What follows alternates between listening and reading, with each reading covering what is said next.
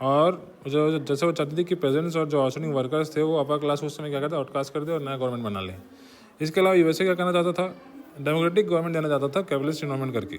ठीक है, सो यहाँ पर सेकंड पॉइंट देखिए, America did not take a back seat to Russia in the competition to win the newly independent countries. अब देखिए कुल मिलाकर प्रॉब्लम क्या है, मुद्दा क्या है कि इंडिपेंडेंट कंट्रीज़ को अपने तरफ फेवर में लेना है ना। सो उन्होंने क्या किया अमेरिका वालों ने, America study was to encircle Russia with a string of military bases that could challenge solid power if a war broke out in the future. ठीक है, इसलिए उसने क्या किया, it wanted the upper class to capture power and oppose the spread of communism in their countries. ठीक है, तो कुल मिला के वही पपेट वाला सीन हो गया, अपर क्लास वाले को पहले दे देंगे और फिर पपेट बनाकर चले रहेंगे। ठीक है ना। सो यहाँ पर जो सॉल्वेट थे वो उन लोगों के दबे कुछ लोगों के लिए काम करना चाहते थे और अमेरिका वाले जो कैपिटल लोगों के लिए काम करना चाहते थे अपने फ़ायदे के लिए। दोनों में फ़ायदा था, एक सिंपैथी लेकर और एक पैसा देकर। ठीक है, this was possible only in the old European colonies which is why America was committed to this colonies gaining their freedom.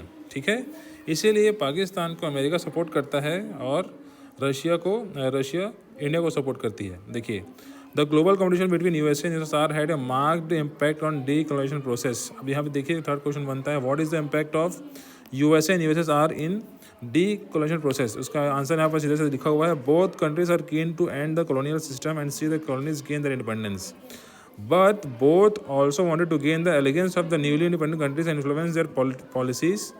As a result, the freedom struggle in those countries became immersed in the USSR and USSR rivalry. Example, Korea, Vietnam in Asia, Namibia, Angola in Africa. इसका एक और point है, this rivalry laid the ground of the emergence of new kind of colonialism. अभी कौन सा colonialism का बात कर रहे हैं यहाँ पर, कौन सी गुलामी का बात कर रहे हैं, इन्वेस्टमेंट का, मिलिट्री लोन लेने का या फिर मिलिट्री सहायता लेने का, है ना। एक प्रकार का नया गुलामी पैदा हो गया यहाँ पर। ठीक है ना, एक नया कॉलोनी हो गया।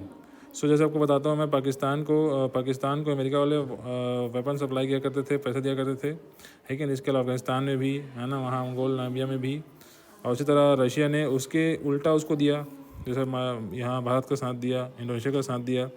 ठीक है ना, इसके बारे में हम लोग अभी चैप्टर वाइज पढ़ेंगे। सो यहाँ पर एक नया टॉपिक आ गया, वो है नियो कॉलोनिज्म।